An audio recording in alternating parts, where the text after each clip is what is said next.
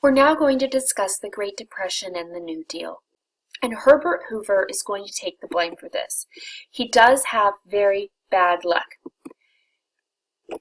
Scenes from his presidency include pictures of Hoovervilles and soup kitchens. Soup kitchens were actually very common, and some were run by Al Capone.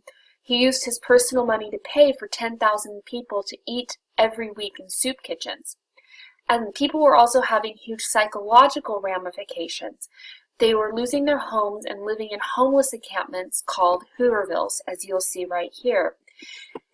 A Hoover blanket was the stuffed newspaper into your clothing to insulate yourself against the heat.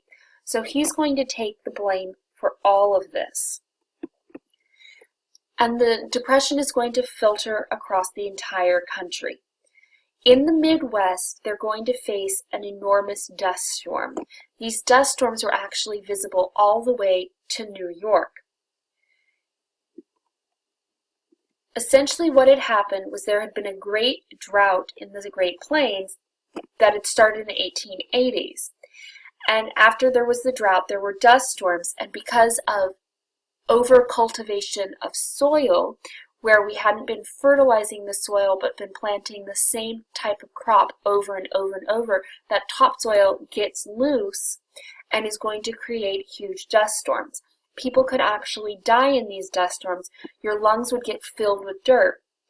This is going to propel people moving from the Midwest into California. It was dubbed the Garden of Eden, and if any of you have ever read Grapes of Wrath, it is pretty much as John Steinbeck depicted.